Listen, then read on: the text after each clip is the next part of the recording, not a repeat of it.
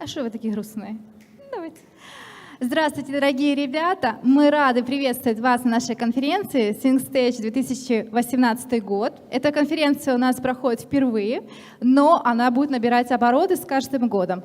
Благодаря вам, благодаря таким умницам, как я говорю, и умникам, эти конференции будут у нас более масштабные с каждым годом, и как минимум к 2022 году будут такие, как у нас конференция была по тестированию буквально недавно. Дорогие наши ребята, расскажу вам буквально несколько слов о том, чем мне говорил Виктор. Я думаю, что он просто прибедняется. Расскажу честно. Сегодня у нас после замечательных крутых докладов будет крутой автопати. Приходите всем обязательно. Насколько там будет ярко и интересно, вы узнаете именно там. Но то, что Джек Дэниелс будет точно, это он, честное слово, сказал правду. Дорогие ребята, сегодня мы будем с вами делиться на много интересной практической со стороны информации. И первого спикера, которого бы я хотела представить, это Зорнитса Николова. Она является соучредителем и управляющим партнером в компании Linify LTP. Эта компания специализируется на гибком обучении, наставничестве и коучинге. Зорница имеет большой опыт в развитии программного продукта как на крупных предприятиях, так и на любых стартапах. Сейчас она работает тренером в компаниях, которые хотят принимать гибкие подходы разработки продукта. Она не только красивая, очаровательная девушка, она еще просто нереальный, крутой человек, который расскажет вам сегодня о том, чем вы не узнаете на просторах интернета. Ну что, поприветствуйте, пожалуйста, нашего спикера, нашим докладом. Молодцы. Спасибо большое. Добрый день. And I will quit with my attempts to speak Russian. So this is just for you to know that I do understand, and I apologize that my Russian level is not good enough to actually speak to you openly in Russian. But anyhow, I'm also representing today ISPMA, the International Software Product Management Association, which is an organization that is that has the mission to bring industry and academy in the area of software product management together. So I would love to talk to you about this later. I will be at the IESQI booth for most of the time today. So if you are interested, please come and we'll discuss some topics. And I promise you that we won't have a language barrier, so we can talk in a mix of English and Russian, and we can. I could talk to you and discuss any questions that you have. Yeah, I'm Zornitsa, and I like finding creative solutions to complex problems. That's my passion. And product management is a lot about that. And I think that's why product management is also my passion.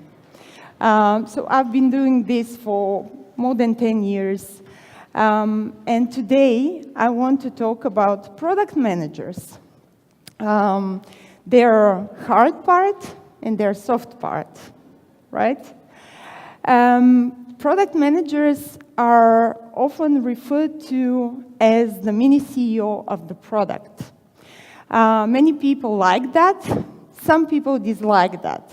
Some people say, okay, what kind of CEO you are? You don't have the power, you don't have the span of control. We are not really mini CEOs. I won't go into that argument right now. It's a long argument.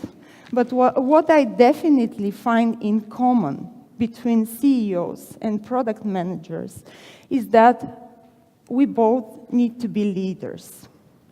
And leaders need to be hard when it comes to making decisions and following priorities. And they need to be soft when it comes to inspiring people and bringing people together towards a common goal. And these are some thoughts that I would like to share with you today. And I would love to have a discussion with you afterwards around your thoughts on that.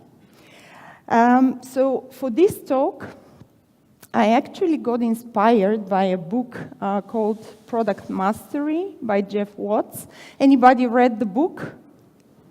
No? I can definitely recommend this one. It's a great book that talks a lot about the soft skills of a product manager.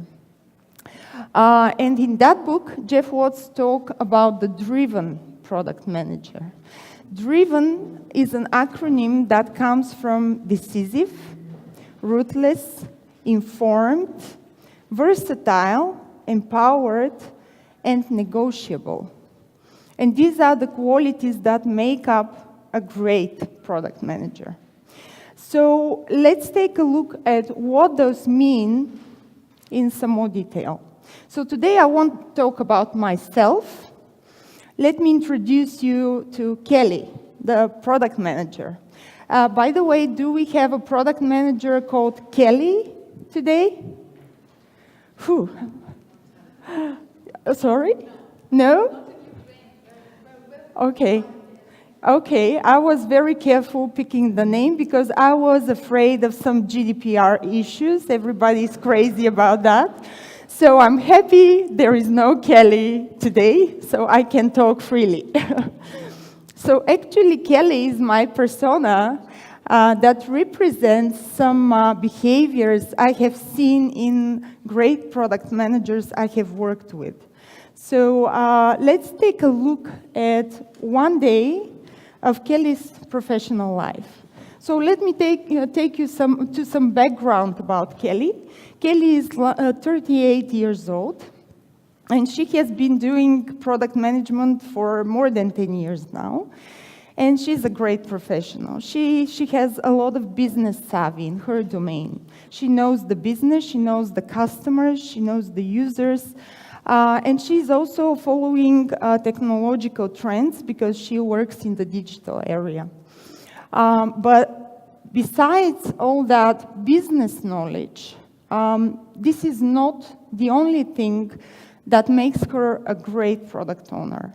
It's also the behaviors she's showing on a daily basis that help her actually be a great leader. So let's look at some of her day and how it goes for her. So it's actually a very tough day for Kelly. It's packed of a lot of decisions that need to be made and a lot of events that happen. So the first thing she's faced with in the morning is a hard decision to release or not to release.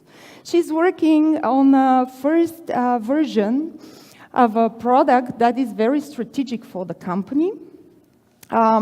She's driving all the vision and all the product strategy, but hey, that's reality. We are at the end of the development cycle and we are not ready with the MVP. So what to do now? And Kelly knows that it's a risk to release because she might face some stakeholder rage with not having the full MVP completed.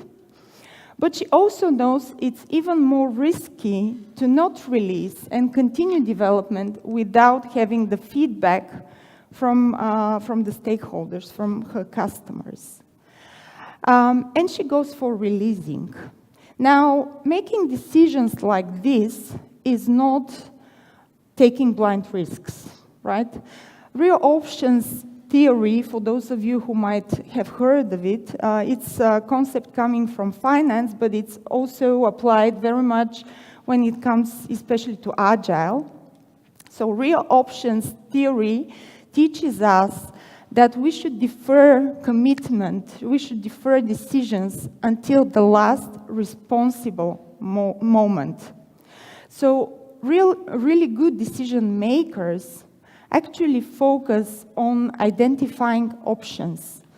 And they know that these options have some value, they have to pay for them. And they also know that these options have some expiration period, so you cannot postpone a decision forever. So the focus of a good decision maker is actually to identify those options and to identify until when the decision needs to be made. And what information do you need to actually make the decision? So decision making in this case might seem like a solitary thing, and maybe the act of taking the decision is a solitary act, and it is about taking the courage to make that decision. But actually the process of arriving at this decision is not a solitary thing, it's a collaborative process. So what Kelly does is basically know which decisions are important to make and when is the expiration date to make this decision. She also knows that she needs to work with key stakeholders to identify those options and to find the right information so that she can actually minimize the risk for product and organization. And when the time comes to actually commit, she can act very quickly. And she can make the commitment because she knows why she's making the commitment. So that's what real option says. Real option means options that have value. So first of all, you have options. They have certain value. You have to be aware of that. They expire, and never commit early unless you know why. So this is what a decision maker, a good decision maker like Kelly, needs to take into account. Okay, so taking the hard decision was the first step in Kelly's day, and now she needs to move to the next priority item on her list, and it is preparing the next release, right? Product managers never have rest. They are always with their product, living with it, and always thinking about the priorities. And this is what Kelly does. She's ruthless when it comes to priority. She defines priority so that she can focus the team. She knows that minimizing multitasking as much as possible leads to ability to deliver. And she actually does it not only for her team, but also in her own work. She sets her priorities, first of all, so that she can address them based on value and the return that she expects.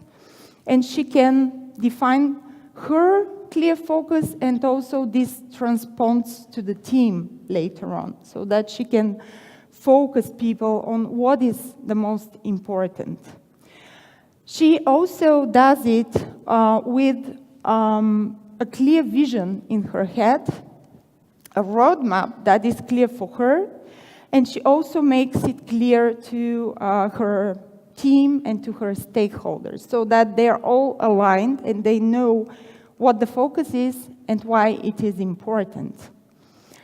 And prioritization in her personal work and also in the work of the team is done always with the big picture in mind, because the work of a product manager is related to ensuring the sustainable development of product. And usually this is a longer-term decision and a longer-term view on how we define our priorities. It's not a short-term thing. So ruthless in prioritization means that we also need to be informed. And actually being informed means staying curious. We have an anecdote in Bulgarian about a child that watches her mother cook some meat. And before the mother would put the meat into the pot, she would trim the edges of the meat. And the child looks at her and asks her, why you're doing that? And she said, well, I don't know, your grandmother always does it when she cooks the meat. So I learned that, and now I do it. And the child goes to the grandmother and asks, "Grandmother, why you are trimming the meat?" And she said, "Well, actually, that's a good question. I learned that back in the days when my oven was really small, so I couldn't really put the whole piece of meat, so I always had to cut the edges before I put it. But now we don't need it anymore." So being curious means keeping the child in yourself and asking the questions and asking them openly why and how we can do it, so that we can open up the space for options to come. And we can open up the space also for creativity and innovation. Hans was talking about innovation and some ways to foster innovation, and design thinking is actually one of my favorite. And it is about a lot of verifying assumptions and not taking anything for granted, but really opening up and asking, how might we approach a problem in a different way? So keeping curious and keeping informed is one of the key traits that a great product manager has to follow on a daily basis, so that we don't fall into the routine and we don't fall into delivering yet another product that is the same. So can I ask you to keep your questions until the end? Okay, thank you so much. Just note it down so that you don't forget it. Right. So being open to new information, being open to exploring and verifying assumptions also means that we need to be versatile. We need to be agile for ourselves, and also when we are talking about the product. So it starts with the personal agility, the personal ability to actually adjust, but it also spans to how we work with the teams and how we work with our stakeholders. So a good product manager cannot completely stay back and open up to whatever happens. We need to set the pace. So we need to drive for execution. We need to set clear objectives to the team and to whoever we are working with. At the same time, however, we need to be open to hear the feedback, and we need to be open to adapt when needed. And it comes to also the way we work with people. So many product managers actually hit a wall when they start working with a new team, because they automatically start applying the patterns that worked in other teams, right? And a team is an ecosystem of itself, a living creature of itself. So whenever you start working with a new team, or even with your old team that receives a new team member, for example, you need to expect that you might need to adapt something in your approach.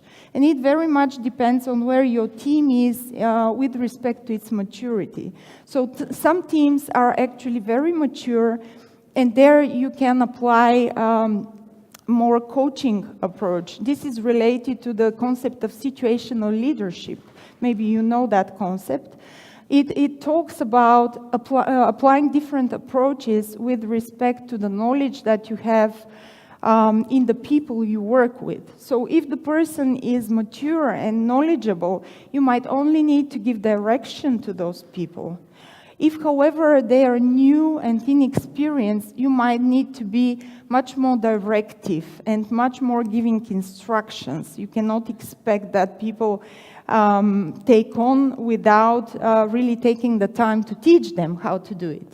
So you basically set the pace, you set the expectations to your team, and then you adapt based on the feedback you receive from them, and see how much you can empower them and how much you need to direct them. And this leads to the next trait, the empowering. Especially in Agile, but also in learning organizations that strive to become learning organizations, we talk about the so-called servant leadership. And servant leadership means letting out of control. I would even say letting out of the illusion of control, because that is an illusion. Even if you are a manager in a command and control style organization, you might think you actually control everything, but it's not the case. In the end, the people who do the work, the people who are part of this big puzzle of things that need to happen, only they are in control of their work. You are monitoring and maybe giving direction, but you are not in control. And the earlier you understand it, like Kelly understood it back in her day as a manager, she realized that no matter how she tried to control every piece of it, no matter how she tried to micromanage, things still could go wrong. Because actually there are things that are in our control and that we can really manage. And there are things usually related to other people that are not really in our control. And we cannot manage, we can influence them. And we can empower people to be productive and actually take control over what they have to do. And this is a lot about the servant leadership concept. So servant leadership means that you, first of all, trust the team. Trust is a difficult concept to get used to. I don't know how it is in Ukraine, but in Bulgaria, we are on this pole of saying, okay, trust is earned, it's not given. And it is sometimes an awful starting position to begin with, right? If you don't trust the people you're going to work with, and you expect them to start proving themselves, you might end up with an environment of competition instead of collaboration, and an environment where everybody is focused on protecting themselves and just showing that they did what they had to do, irrespective of the result. And it is the result, the goal, that we are most interested to actually achieve. So empowering people means we trust, we set some trust as an investment, and we engage people. We communicate the purpose. We talked about the big picture, so we communicate this purpose to the people, and we define the objectives that we need to reach together. And we also open to admit weakness. There is nothing else that creates trust so much as actually being transparent and open to people when you don't know something. And we are all human. And we are working in a very dynamic and quickly changing environment. There is no chance that any of us knows everything that will happen. So admitting weakness and then also taking action to overcome it, driving learning towards creating common knowledge, is actually a great way to empower people, to engage them, and to also create trust with your team. So this is what Kelly does, and it seems to work quite well with her. And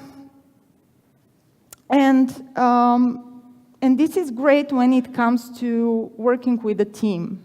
But sometimes the more challenging part is actually working with the stakeholders. So the people who are outside even our direct influence.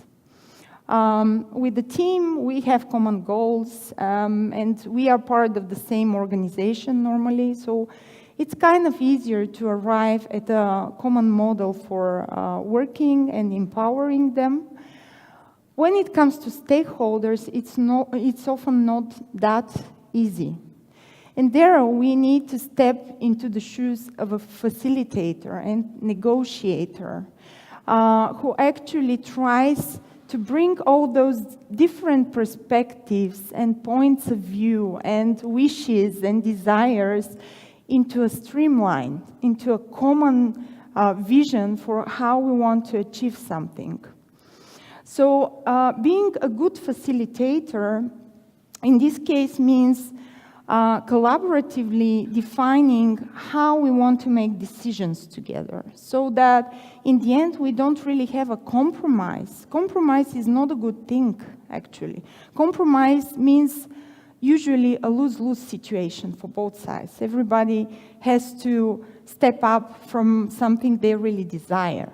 So we don't want usually to achieve a compromise. We want to achieve a solution that is valuable, that is a win-win-win situation for everybody. And this is related to how we actually want to drive the decision-making process. So we said it's a collaborative process, and it's also an analytical process. So in an analytical process, what you do is basically define decision-making criteria and trying to evaluate your options according to these decision-making criteria.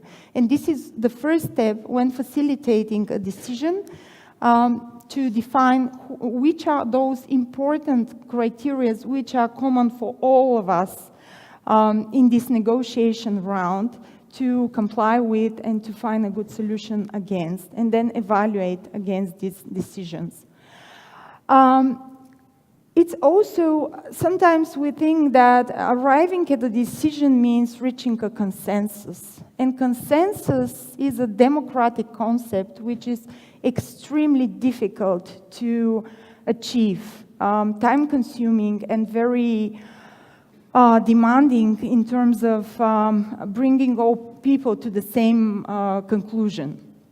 So sometimes we don't really need to take decisions by consensus.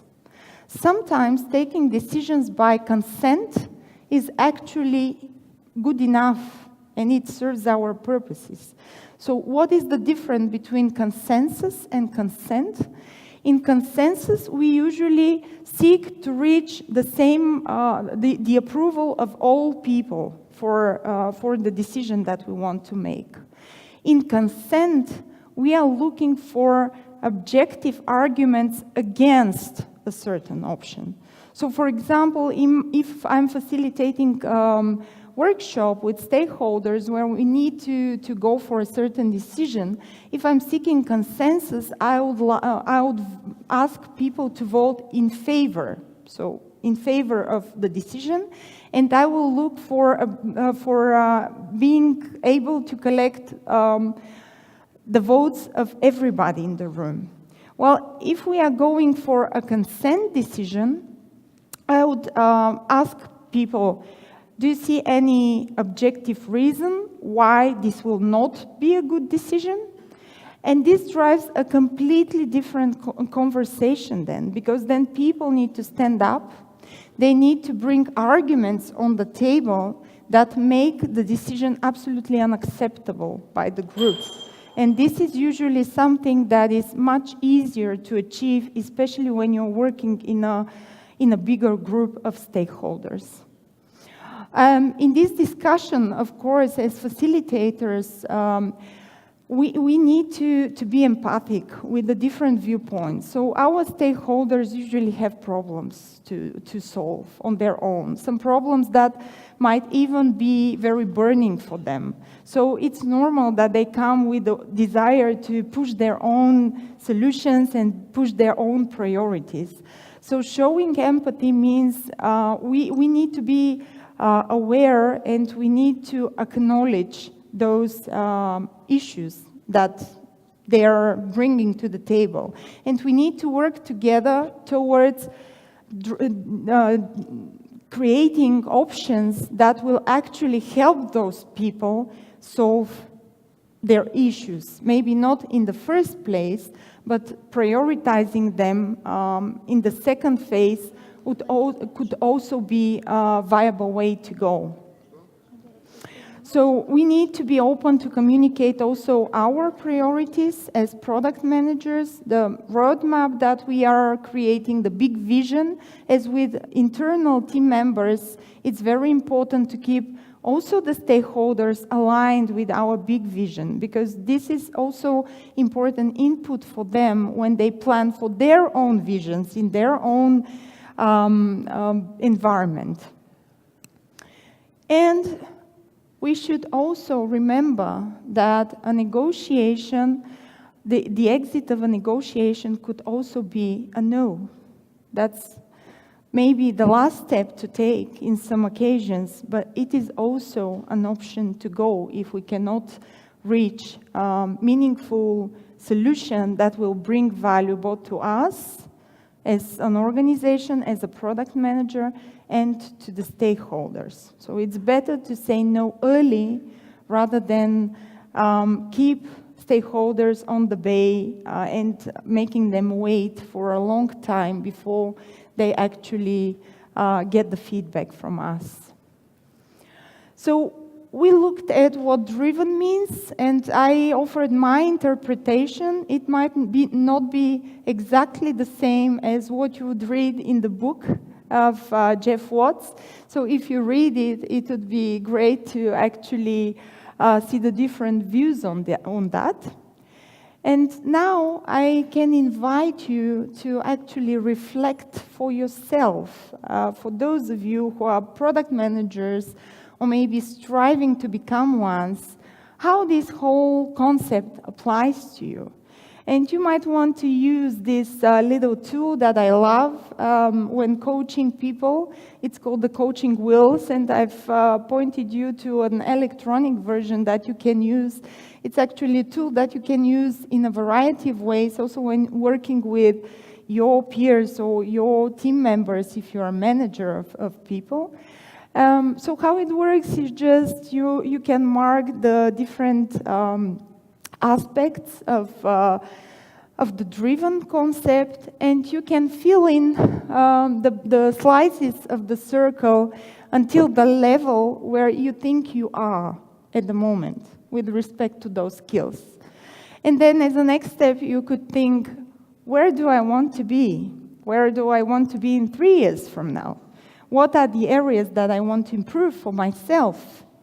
And then you can focus to develop your own personal development plan so that you can become even better at what you do now. So I'm going to share one for you. This is my own. So I have identified I still need to work with respect to being decisive. So this is my personal goal in the next years, to really build up on these capabilities, because I want to be a great product manager like Kelly. How about you? Thank you. Thank you very much for your attention. And I would love to hear the questions that you had. Ребят, есть вопросы? Yes, there was. Давайте договоримся. Говорите имя, компания и вопрос, пожалуйста. Спасибо. Evgeny, company name is Zeppelin. My question is if you can switch back to the previous slide. It's perfect. No. When ruthless. Or 9 in ruthless area. It's perfect because I have a question directly to this area. You mentioned very properly, and I agree with that the challenge and assumption is a key thing and very important thing. Taking into consideration all the logical biases, fallacies, blind spots, etc., can you share some practical tips how to do that in real life? How to check assumptions? Well, I think, the bias is there for all of us. We are all subjective, no matter how objective we try to be. So I think the practical thing to do is actually, first of all, being self-aware and being very conscious that we might be biased, and trying to validate our thoughts at least with several other viewpoints. So a very practical thing would be just discussing ideas with our team members or discussing ideas with our peers. So being open to actually share, even if the idea is not really well-grounded, without the fear that people will tell us this is crap, right? Because we'll learn something from that. We'll start a conversation and we can find our blind spots there. So this is the first thing.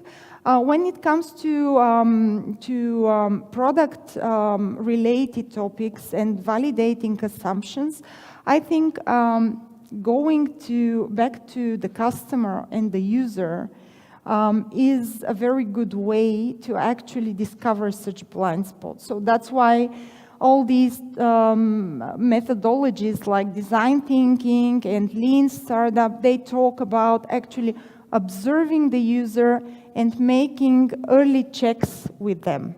So it's also biased because users are biased. So they will give us biased feedback in the first place.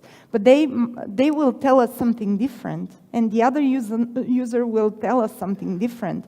And this already opens up our thinking into, okay, this might be an assumption. This might not be something that I have validated thoroughly. So I need to check that, right?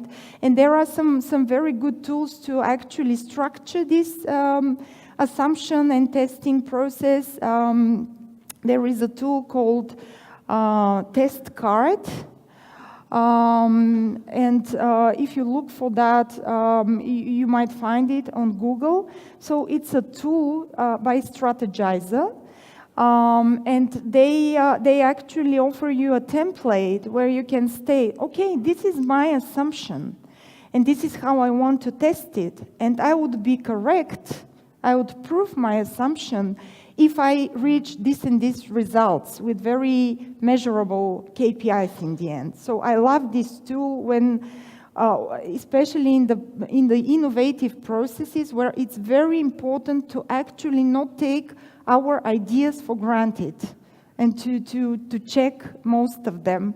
It's a way to actually formalize or verbalize what we consider as assumption and then go and validate them. Okay, I hope this helps a little bit.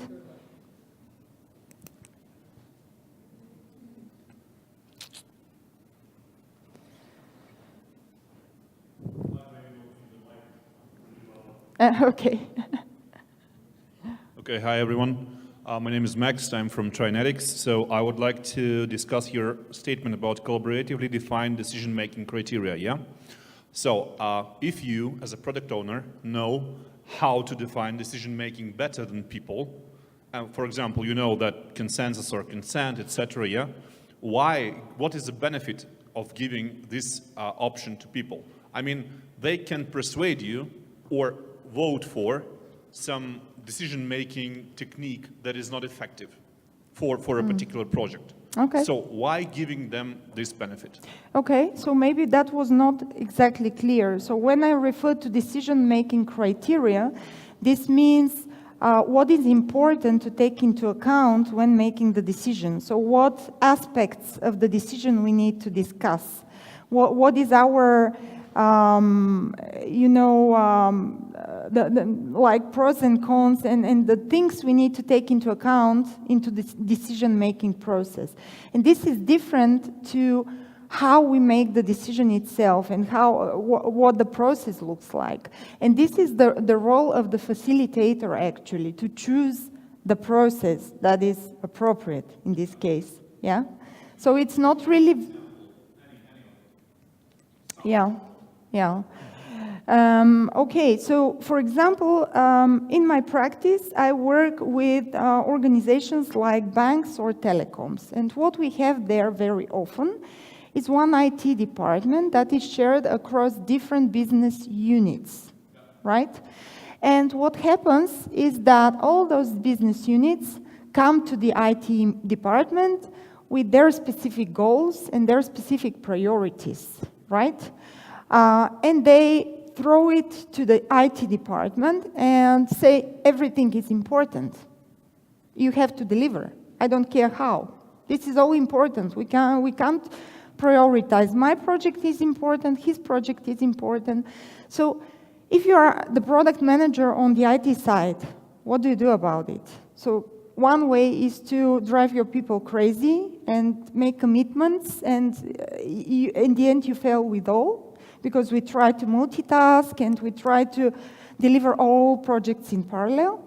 The grown-up way to do that is to actually get the stakeholders together and say, guys, okay, we have these 12 projects that you want us to deliver. We only have the capacity to deliver 3 of them, right?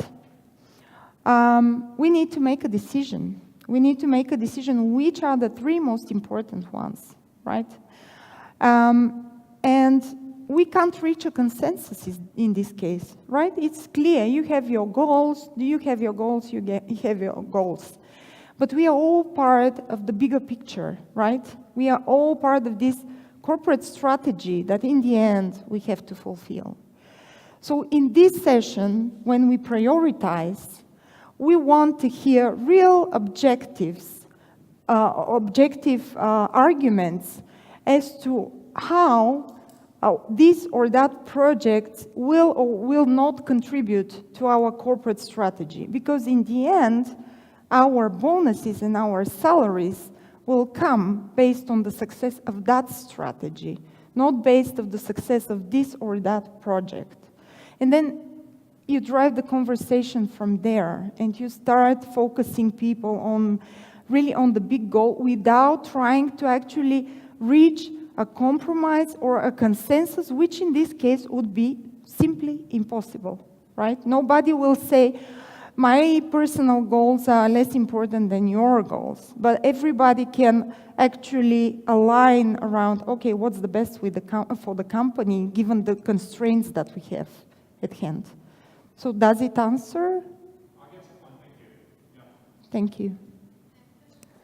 Hi, I'm Marina from Nick Solutions, and I would like to ask you about working with the team. Like you have said, when you start working with a new team, it's like a whole living creature separately. And then you said that you start working with them, you get their feedback and adjust to make the best climate for this particular team. So I'm just curious, how do you select ways and methods for gathering the feedback from the team? Because, you know, sometimes people don't like to share or they don't like to share with you personally. So that's my question. Okay, great question, thank you. For me, it's a bit hard to differentiate how you address it in different roles, because I've been a product manager, I've been also a team manager, and these are completely different roles in terms of responsibilities, but in the end, the skills that you use when working with people, I think are pretty much the same.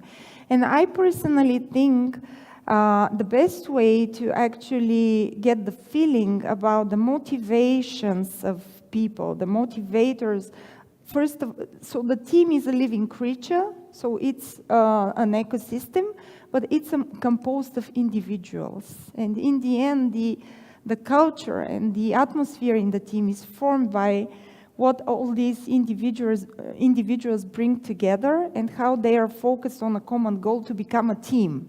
So not a group of individuals, but really a team focused on a goal. So the first step for sure is trying to get close to every individual, to understand how they view themselves as part of this bigger picture. What are their motivations? What are their demotivations to contribute, maybe?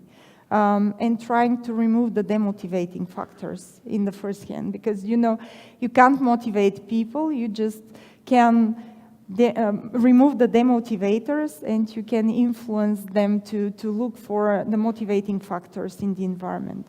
So working face-to-face, working one-to-one with people, is something that is very time consuming, I must admit, but I think it yields a lot of value for you and also for them.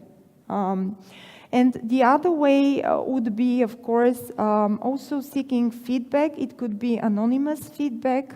As a product manager, I often ask people to actually, if we don't have the feedback culture developed to the way that they will come and openly actually share their feedback, we might want to use regular 360 feedback checks just to collect the frustrations of people, or maybe things that they actually like about your way of working, so that you can keep it.